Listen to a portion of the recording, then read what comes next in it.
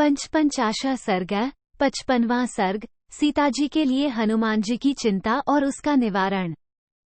वानरवीर हनुमान जी ने जब देखा कि सारी लंकापुरी जल रही है, वहां के निवासियों पर त्रास छा गया है और राक्षसगण अत्यंत भयभीत हो गए हैं, तब उनके मन में सीता के दग्ध होने की आशंका से बड़ी चिंता हुई। एक साथ ही उन पर महान त्रास छा गया और उन्हें अपने प्रति घृणा सी होने लगी। वे मन ही मन कहने लगे, हाय, मैंने लंकों को जलाते समय ये कैसा कुत्सित कर्म कर डाला। 2 जो महामनस्वी महात्मा पुरुष उठे हुए कोप को अपनी बुद्धि के द्वारा उसी प्रकार रोक देते हैं जैसे साधारण लोग जल से प्रज्वलित अग्नि को शांत कर देते हैं, वे ही इस संसार में धन्य हैं। 3 क्रोध से भर जाने पर कौन पुरुष पाप नहीं करता। क्रोध के वशीभूत हुआ मनुष्य गुरुजनों की भी हत्या कर सकता है। क्रोधी मानव साधु पुरुषों पर भी कटु वचनों द्वारा आक्षेप करने लगता है। 4 अधिक कुपित हुआ मनुष्य कभी इस बात का विचार नहीं करता कि मुंह से क्या कहना चाहिए और क्या नहीं। क्रोधी के लिए कोई ऐसा बुरा काम नहीं जिसे वह न कर सके और कोई ऐसी बुरी बात नहीं जिसे वो मुंह से न निकाल सके। 5 जो हृदय में उत्पन्न हुए क्रोध को क्षमा के द्वारा उसी तरह निकाल देता है जैसे सांप अपनी पुरानी केंचुल को छोड़ देता है, वही पुरुष कहलाता है। 6 मेरी बुद्धि बड़ी खोटी है, मैं निर्लज और महान पापाचारी हूँ। मैंने सीता की रक्षा का कोई विचार न करके लंका में आग लगा दी और इस तरह अपने स्वामी की ही हत्या कर डाली। मुझे धिक्कार है। 7 यदि यह सारी लंका जल गई तो आर्या जानकी भी निश्चय ही उसमें दग्ध हो गई होंगी। ऐसा करके मैंने अनजान में अपने स्वामी का सारा काम ही चौपट कर डाला। 8 जिस कार्य की सिद्धि के लिए ये सारा उद्योग किया गया था, वो कार्य ही मैंने नष्ट कर दिया, क्योंकि लंका जलाते समय मैंने सीता की रक्षा नहीं की। 9 इसमें संदेह नहीं कि यह लंका दहन एक छोटा सा कार्य शेष रह गया था, जिसे मैंने पूर्ण किया, परंतु क्रोध से पागल होने के कारण मैंने श्री रामचंद्र जी के कार्य की तो जड़ ही काट डाली। 10 लंका का कोई भी भाग ऐसा नहीं दिखाई देता जहां आग न लगी हो।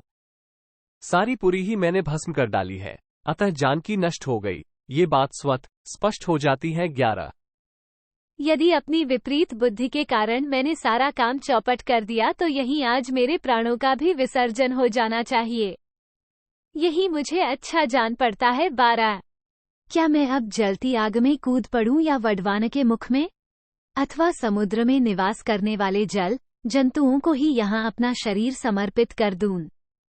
13 जब मैंने सारा कार्य ही नष्ट कर दिया, तब अब जीते जी कैसे वानरराज सुग्रीव अथवा उन दोनों पुरुष सिंह श्रीराम और लक्ष्मण का दर्शन कर सकता हूँ या उन्हें अपना मुंह दिखा सकता हूँ। 14 मैंने रोष के दोष से तीनों लोकों में विख्यात इस वानरोचित चपलता का ही यहाँ प्रदर्शन किया है। 15 ये राजस भाव कार्य साधन में असमर्थ और अव्यवस्थित है, इसे धिक्कार है, क्योंकि इस रजोगुण मूलक क्रोध के ही कारण समर्थ होते हुए भी मैंने सीता की रक्षा नहीं की। 16 सीता के नष्ट हो जाने से वे दोनों भाई श्रीराम और लक्ष्मण भी नष्ट हो जाएंगे। उन दोनों का नाश होने पर बंधु बांधवों सहित सुग्रीव भी जीवित नहीं रहेंगे। 17 फिर इसी समाचार को सुन लेने पर भ्रातृवत्सल धर्मात्मा भरत और शत्रुघ्न भी कैसे जीवन धारण कर सकेंगे। 18 इस प्रकार धर्मनिष्ठ इक्ष्वाकुवंश के नष्ट हो जाने पर सारी प्रजा भी शोक संताप से पीड़ित हो जाएगी, इसमें संशय नहीं है। 19 अतः सीता की रक्षा न करने के कारण मैंने धर्म और अर्थ के संग्रह को नष्ट कर दिया, अतएव मैं बड़ा भाग्यहीन हूँ। मेरा हृदय रोषदोष के वशीभूत हो गया है, इसलिए मैं अवश्य ही समस्त लोक का विनाशक हो गया हूँ। मुझे संपूर्ण जगत के विनाश के पाप का भागी होना पड़ेगा।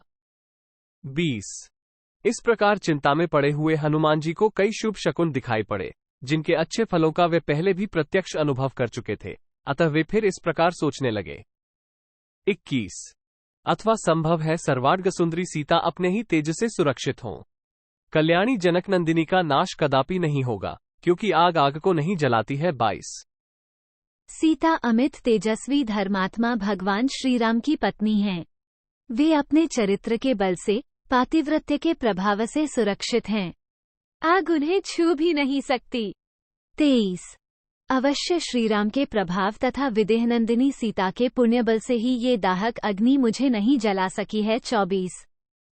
फिर जो भरत आदि तीनों भाइयों की आराध्य देवी और श्री रामचंद्र जी की हृदय वल्लभा हैं, वे आग से कैसे नष्ट हो सकेंगी। 25।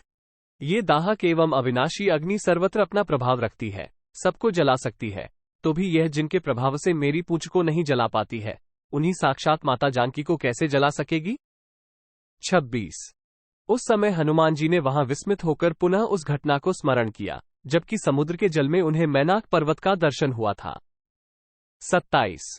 वे सोचने लगे, तपस्या, सत्य भाषण तथा पति में अनन्य भक्ति के कारण आर्या सीता ही अग्नि को जला सकती हैं, आग उन्हें नहीं जला सकती। 28। इस प्रकार भगवती सीता की धर्मप्रायणता का विचार करते हुए हनुमान जी ने वहां महात्मा चारणों के मुख से निकली हुई ये बातें सुनी। 29। अहो! हनुमान जी ने राक्षसों के घरों में सह एवं भयंकर आग लगाकर बड़ा ही अद्भुत और दुष्कर कार्य किया है। 30। घरमैन से भागे हुए राक्षसों, स्त्रियों, बालकों और वृद्धों से भरी हुई सारी लंका जन कोलाहल से परिपूर्ण हो चीत्कार करती हुई सी जान पड़ती है। पर्वत की कंदराओं, अटारियों, परकोटों और नगर के फाटकों सहित यह सारी लंका नगरी दग्ध हो गई, परंतु सीता पर आंच नहीं आई। ये हमारे लिए बड़ी अद्भुत और आश्चर्य की बात है। 31-32। हनुमान जी ने जब चारणों के कहे हुए ये अमृत के समान मधुर वचन सुने, तब उनके हृदय में तत्काल हर्षोल्लास छा गया। 33। अनेक बार के प्रत्यक्ष अनुभव किए हुए शुभ शकुनों, महान गुणदायक कारणों तथा चारणों के कहे हुए पूर्वोक्त वचनों द्वारा सीता जी के जीवित होने का निश्चय करके हनुमान जी के मन में बड़ी प्रसन्नता हुई। 34। राजकुमारी सीता को कोई क्षति नहीं पहुंची है, ये जानकर कपिवा हनुमान जी ने अपना संपूर्ण मनोरथ सफल समझा और पुनः उनका प्रत्यक्ष दर्शन करके लौट जाने का विचार किया। 35। इत्यार्षे श्रीमद् रामायणे वाल्मीकि आदिकाव्ये सुंदरकांडे 55 सर्ग 55। इस प्रकार श्री वाल्मीकि निर्मित आर्ष रामायण आदिकाव्य के सुंदरकांड में 55वां सर्ग पूरा हुआ। 55।